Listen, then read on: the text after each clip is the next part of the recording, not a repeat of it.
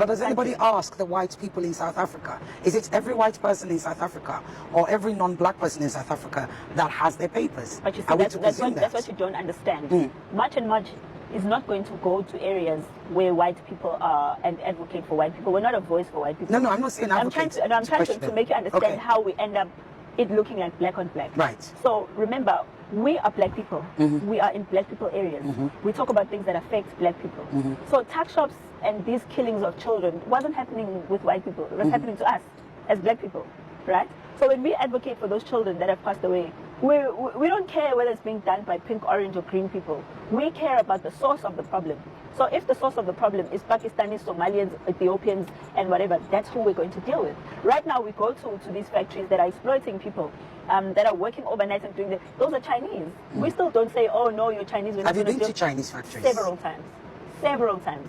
I can even show you pictures of myself going to Chinese shops with the police. Please share them with me when you're I'll show you now. Yeah. So we go there with the police. We say, like, okay, these people are undocumented. We've dealt with plenty of Pakistanis, Somalians who don't have documents. It's not an issue of just black people and us fighting with black people as some people like to perpetuate. It's absolutely not. Like I keep saying, this issue is not an issue of skin color. It's an issue of documents. But it's black people that are mostly being affected, Jacinta. Well, that's because it's the majority of them that are here undocumented. There's nothing we can do about that. But nobody's documenting, nobody's releasing any. In fact, as you rightly said, if there is no data for all the black people coming in, surely then there can't be any data, or at least accurate data for all the white people coming in. But you see, that's where you keep even all the Chinese. But that's why you keep missing my point. I'm repeating the point. You see here, we are in Chinese shops. That's me. You can see me personally dealing there with Chinese and Pakistanis and Somalians. I look for more of them. I'm waiting for it to download. Yes. So what I'm trying to say is that it's not a skin color thing. It's an are you documented thing. And the reason there's more black people who are undocumented is because more of them are coming in undocumented. You understand? And as you can see, those Malawians that are over there, they can't afford to live here. Do you understand? So where are they going to live? They're going to live in those poor communities where there's poor black people. So they are the ones that are going to be complaining about them being getting what they need. Because remember, when those Malawians are going to hospital, I'm talking about those particular ones. Because, the ones outside, they go to hospitals where there's other black people. So who ends up not having medication, which is something we've been suffering from all along now? There's not enough medication. There's not enough beds. There is not enough space for people to go. So you can't make it seem as if this is a race thing. It's a struggle for resources, which is what I always say. And South Africa does not have enough resources for South Africans. Then comes Malawians who are having problems with their own governments. We understand they're poor, they're sad, and all of that. But now, it's not white people that are going to be suffering when they don't have beds in hospitals. White people are fine. They don't have to deal with them. They're the ones that probably even keep them and treat them like slaves and will make them work 10 hours or 15 hours a day and pay them 100 rand. You know, white people are the ones that are benefiting from those Malawians. But look at where they are now, displaced, because they don't have money to go home.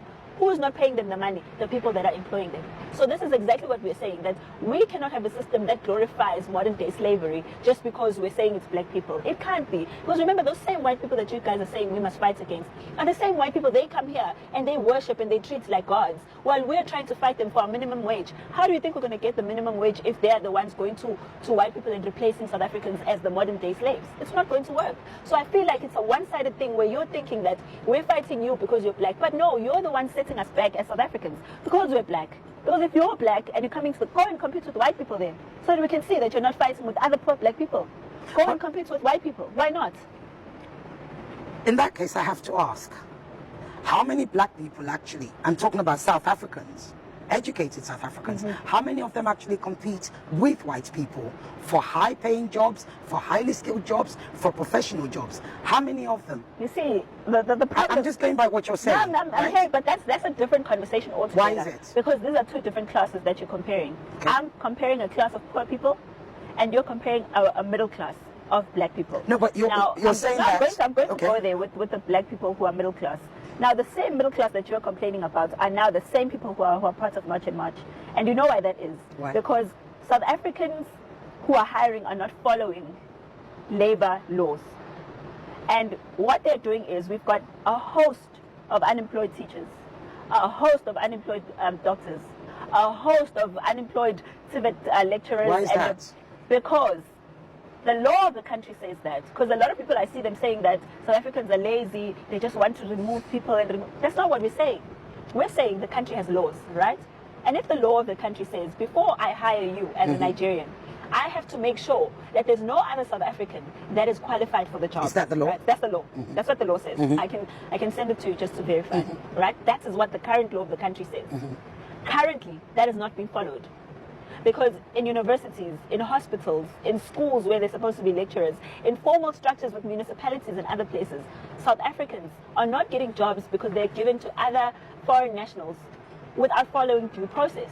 Currently, even in Parliament, there's a huge uproar that you must see, that the parliamentarians have asked how many foreign nationals are in our universities.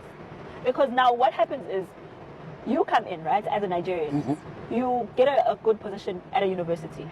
Oh, you mean as a lecturer? Yes, as a lecturer, or something. Yeah, I professor. think a lecturer is like a senior position, right? As a head of department. The professor, head of department, yes. So you head that department, and naturally, the next thing you start doing is recruiting other Nigerians to come to the university that you're working at without following due process.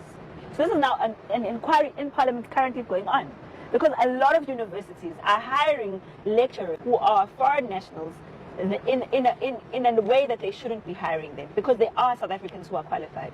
So I want you to understand that there's a fight here at the lower level of things. There's a fight even in the middle class, where South Africans are saying now we're being wiped out of our own jobs, for our own job securities. We're not saying we're not qualified. We're not saying give us those jobs because we're South Africans and but give us those jobs because we're qualified.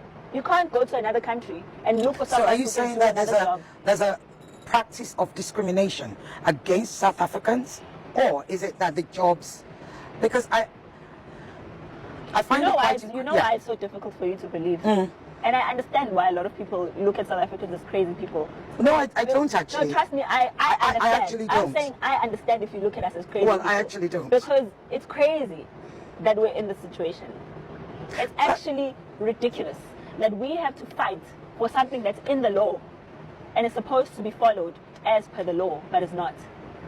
But what I find hard to understand is that you are saying that if a head of department, an HOD, is hired for a university, anyway, and they tend to hire a foreigner, that's what you're saying, right?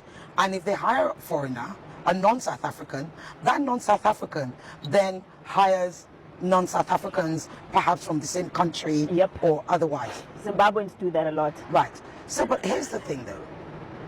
The head of department is not the head of the university. They are, some of them. I'm trying to show you. Remember, you can be head of department, but you also can be have another Zimbabwean in HR.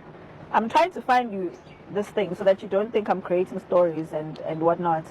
It's not. I don't think it's that people are looking at South Africans as crazy.